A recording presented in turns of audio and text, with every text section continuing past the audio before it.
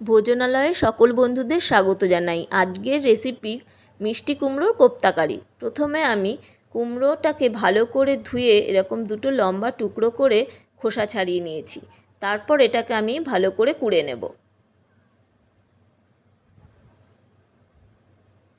এরকম কোড়া হয়ে গেলে একটা বাটিতে ঢেলে নেব।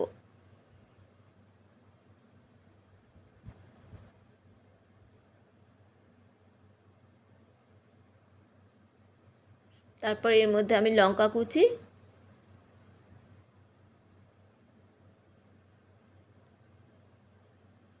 স্বাদ মতো নুন, জিরের গুঁড়ো আর একটু চাট মশলা দেব। তারপর পরিমাণ মতো বেসন দেব। এটা বাইন্ডিং করতে যতটা বেসনের প্রয়োজন হবে ততটাই দেব। আপনারা যেমন বাইন্ডিং করতে লাগবে সেই অনুযায়ী দেবেন। ভালো করে মেখে নিতে হবে। এবারে একটা কড়াইতে তেল গরম করে কুমড়োটাকে এরকম বড়ার আকারে তৈরি করে এরকম ভেজে নিতে হবে।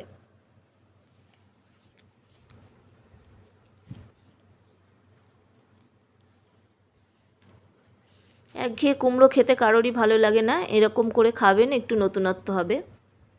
এবার বড়াগুলোকে এরকম লাল লাল ভেজে নিতে হবে।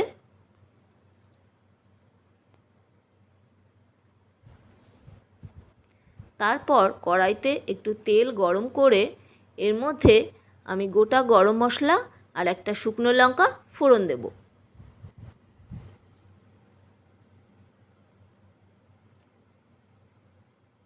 আর একটা বাটির মধ্যে একটু জিরে গুঁড়ো, একটু হলুদ গুঁড়ো আর একটু লঙ্কার গুঁড়ো সামান্য জল দিয়ে গুলে রেখে দেব।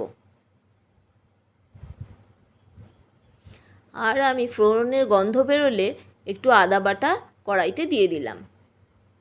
তারপর ওই গুলে রাখা মশলাটা এর মধ্যে দিয়ে দেব। এবার একটু কষে নেব। এর মধ্যে আর চিনি দেওয়ার দরকার নেই, কারণ মিষ্টি কুমড়ো এমনিতেই মিষ্টি। এবারে আমি জল দেব। তারপর স্বাদ মতো নুন দেব। ভালো করে মিশিয়ে নিয়ে এর মধ্যে আমি একটা কাঁচা লঙ্কা দেব। কাঁচা লঙ্কা দিলে গন্ধটা খুব ভালো বেরোবে। আমার ভিডিওটা ভালো লাগলে লাইক, শেয়ার, কমেন্ট করবেন। তারপর ফুটে উঠলে আমি এই ভেজে রাখা বড়াগুলো এর মধ্যে দিয়ে দেব।